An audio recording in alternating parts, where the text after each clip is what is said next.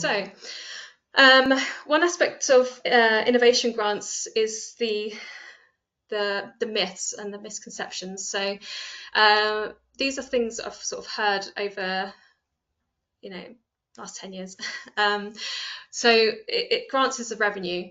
So grants are there to help you succeed in your project. So it's really all that money is ring fenced to go into that particular project. So it's not really a form of revenue. Also, that grants can be taken back, if you don't spend it all, because it's free money. So it doesn't work like a loan. They don't pay anything up front, or the way that it works with a grant is that you've done a project plan, you've almost committed to the structure of the project in work packages, and they're expecting you to spend the money as you've set out in your project plan.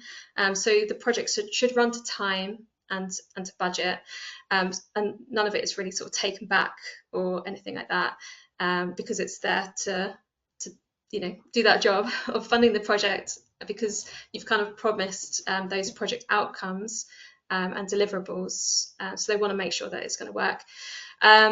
Grants can be used for anything, so there are particular forms of funding, or there's particular costs for within grants. So labour is eligible. Subcontractors, usually it's about sort of 30% threshold of the overall project amount. So everything in the project has to be justified as to why you're using it. So why is that team working on it? Why did you use that particular subcontractor? If you want materials, what are you using them for? And it's line by line kind of explanation and pricing as well. So the detail that goes into the financing is there's a lot of work that has to go into the finance sheets for the development of the grant application. Also, the innovation grants can pay for expensive capital expenditure and rent. So because it's R&D, they want to see a lot of the funding go towards the people and upskilling and the know-how and the doing of the innovation, rather than the costs being put onto expensive machinery or equipment and that kind of thing. So to kind of get around that, what you can do is rent machines, because that would be eligible. Or if you needed to buy something, maybe part of it could be in the grant project, but the majority is paid for outside the project. Also, grants can only be accessed when in financial difficulty. So that's not really the case, because innovation grants are there to help your business grow and to stimulate that innovation, rather than to be sort of put in at a point when your business is in that financial difficulty. But that also might kind of sort of be flagged up in that due diligence point if you were to be awarded the grant as well. And that might influence whether you can have access to it. Grants aren't available anymore. There's so many different grants available, as I've kind of just shown, in terms of the different types and the sources as well. So there's a lot of innovation grant funding available at the moment. And also, to win grants, you need to have a lobbyist. So there's not really a need to have a lobbyist, or kind of consider that sort of political sort of side to things, mainly because the grant applications are assessed by 5 assessors for Innovate UK, and it's sort of done blindly. So it shouldn't really, your application isn't anonymised, but that's kind of what's done from their side, so you don't know who's assessed it, but there shouldn't really be that sort of that influence behind whether you get it or not. So, sorry, you don't need particular connections or that kind of thing when you're applying for a grant? Yeah.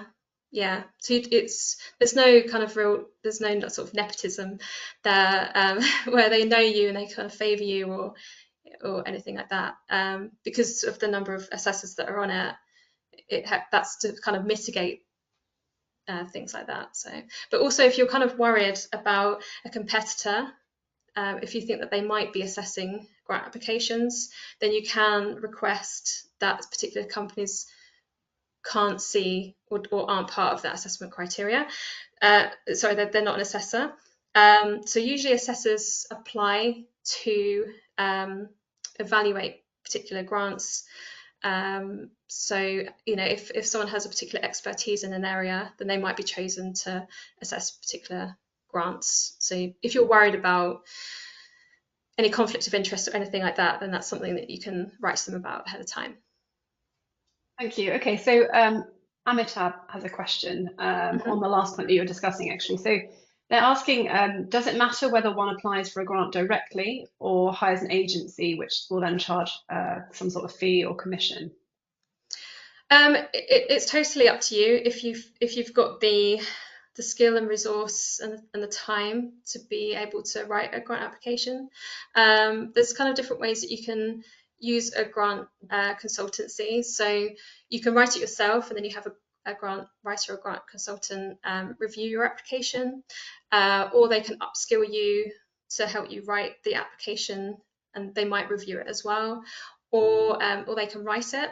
So it's up to you. I probably would get some quotes from different agencies and kind of go with the one that, you know, best fit you and kind of how you feel about working with that particular company.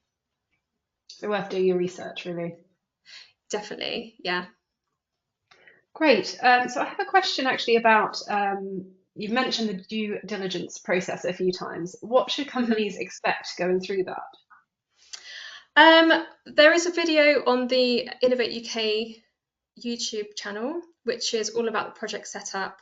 There's kind of audits and that kind of thing that's part of it. So I probably would look at that video, which maybe we could send out if we're kind of sending the recording out, just a kind of link to it, because there's quite a bit in it.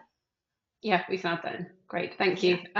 So I have a question from Rebecca. So she's asking whether you know if having a business contract in place with Innovate UK and getting a grant from them would be a conflict of interest. I guess it kind of depends on whether what that business contract is and if there's any overlap in that grant project. So I'm not really sure. But if you want to, we can have like a chat after. So we do a free consultation for half an hour. We'll share the link at the end, but maybe we can kind of talk about that in a bit more detail. Thank you.